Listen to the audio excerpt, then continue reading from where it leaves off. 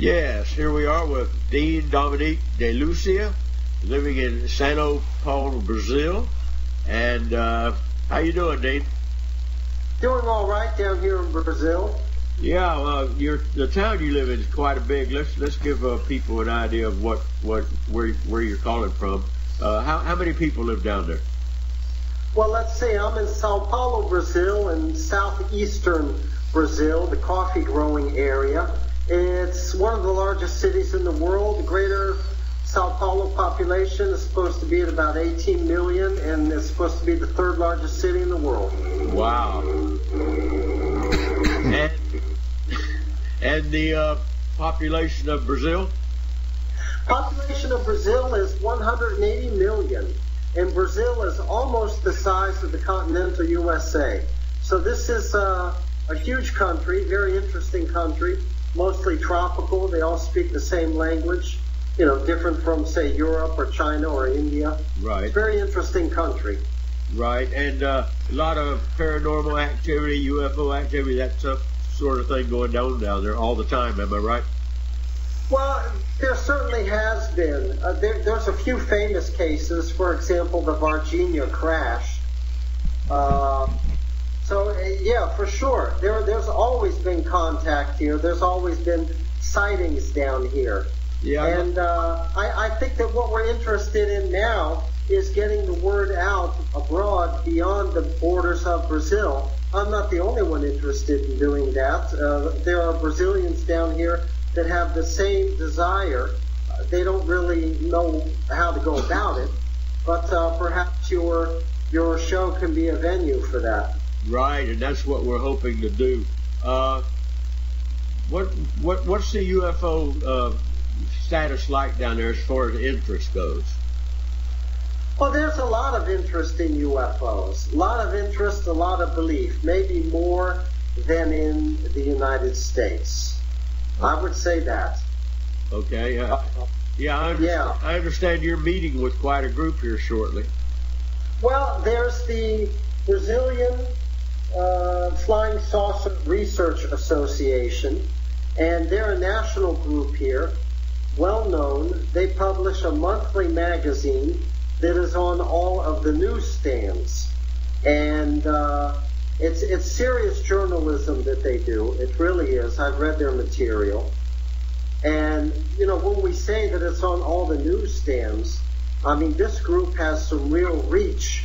I don't know if there's a group like that in the USA. Just to give you an idea, again, this country is as big as the USA with a population of 180 million people, and they have their magazine on newsstands across the country. I don't know of a UFO organization in the States that has national reach like that. Yes, and if I remember right, in Brazil, the newsstands are just about on every corner because they don't have so many subscribers as they do people buying from newsstands. Well, that's true. No, there are a lot of newsstands in the neighborhoods, in the suburban neighborhoods. There's a newsstand on the corner. That's true.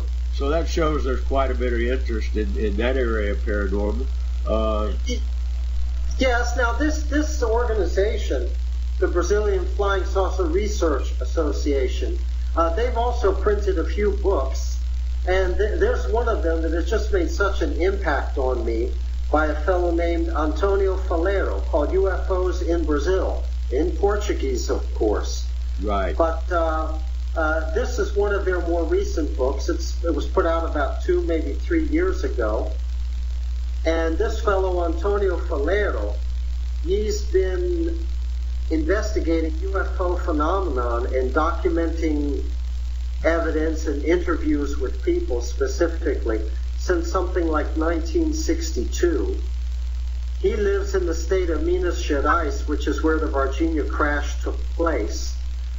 And let's see, he's even interviewed people that have offered testimony of events that took place as far back as the 1930s. When he was young, he interviewed some of the older people. Wow. And he's really got a gamut there. He goes way back, and he has a lot of unique testimony that he has incorporated into this book. Very interesting.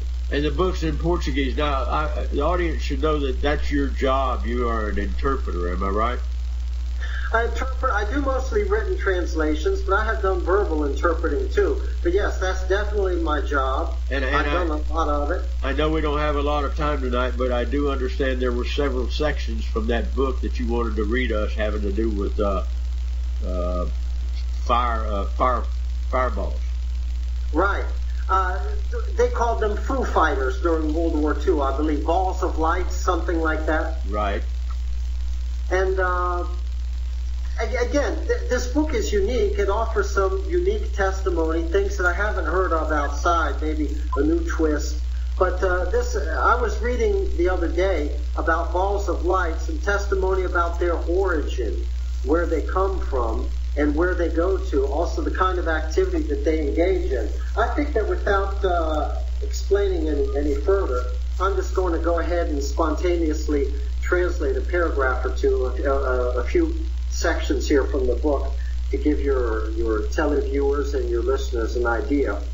Now, this is from 1937. Senor Sebastião José Gonçalves passed through an unheralded experience. When he was a young man, together with one of his playmates, they were swimming in a creek in the township of Ouro Fino, when all of a sudden a reddish ball of light, small, came out of a nearby hilltop and flew towards the creek. The ball of light dived into the creek and began to throw up all kinds of sand and water as if it were penetrating the very creek bed. This went on for a few minutes when suddenly all of the movement stopped. All of the ruckus, the movement stopped. The young boys scoured the area where the ball of light had fallen into the water, but they found nothing, in spite of the fact that the creek bed was rather shallow there. That spherical ball of light had penetrated the sand and had disappeared. Wow. So, this is what I tried to do on the All Planets Hollow list on Yahoo Groups. I always try to relate sightings to the idea of an underground origin for unidentified flying objects. And here we have, plain and simple, we have testimony from a man in Brazil, in Minas Gerais, that he saw one of these balls of light emanate from a hilltop, and this is common, I've heard this before, and dive into a creek bed and disappear. So they seem to have some underground origin. They don't hide up in the sky, they don't hide behind trees, else people would have found them. They're from underground, Dennis. And you have several accounts by this well-known ufologist. Am I right? Yes, I do. I would like to read one right now. This is another one, quick, and it's about one of the ball of lights coming out of a creek bed. Now, we read about it going into a creek bed. Here's some testimony. This fellow sighted a ball of light coming out of a creek bed, and then there's another one about a ball of light that entered into a house and engaged in some surveying. But let me get through this then. In 1953, Mr. or Senor Mauro Rangel found himself on his country farm looking towards the creek, and he saw coming out of the creek from the water a roundish ball, luminous, reddish, about 6 inches or so in diameter. The ball of light flew silently to a distant mountaintop and disappeared.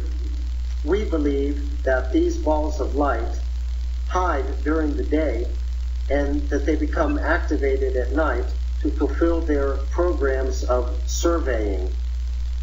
If they seem to be programmed to hide in creek beds, in hills, in forests, and thickets. In other words, places that are of difficult access for human beings. So